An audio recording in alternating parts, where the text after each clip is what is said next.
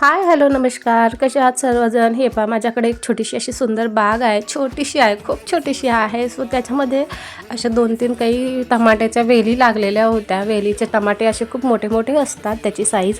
So मग त्याला असं हिरवे हिरवे छान असे टमाटे लागलेले होते. मग मी काही असे टमाटे तोडून घेतले, कारण हिरवे टमाटे बघितले आणि इतके ताजे ताजे दिसत होते. त्याला बघून मला ठेचा खाण्याची इच्छा झाली. सो म्हटलं चला आता ह्याला तोडून मग मस्तपैकी ठेचा बनवून घ्या. मग घरात आले, त्यांना मस्त धुवून वगैरे चिरून वगैरे घेतलं. तेल तापलं होतं, त्याच्यामध्ये ते काही लसणाच्या पाकळ्या घेतल्या होत्या, काही मिरच्या घेतल्या होत्या 4-5, आणि ते सगळं दोन्ही एकत्र फ्राय करून आणि त्याच तेलामध्ये मग मी टमाटे चिरलेले होते, हिरवे टमाटे, ते टाकले आणि टमाटे मस्तपैकी फ्राय होऊ दिले.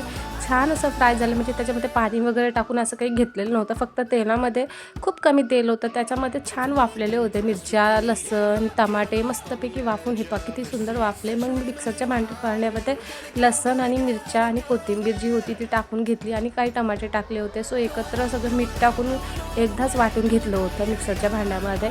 छान असं मस्त वाटून झालं का बघा, किती सुंदर दिसत होतं. त्याचा रंगही खूप छान आला होता. म्हणजे कसं असतं, जे ताजं असतं ते ताजंच असतं ना. सो त्याचा ताजा रंग खूप छान दिसत होता, हिरवा हिरवा. खूप बघून खूप छान वाटत होतं. सो मग तेल तापलं आणि त्याच्यामध्ये मग मी मोहरी टाकून त्या ठेच्यामध्ये टाकून घेतल्या. खूप साधा असा ठेचा बनवला होता मी, पण खूप छान लागत होता खायला. एकदा नक्की ट्राय करून बघा, खूप छान लागते.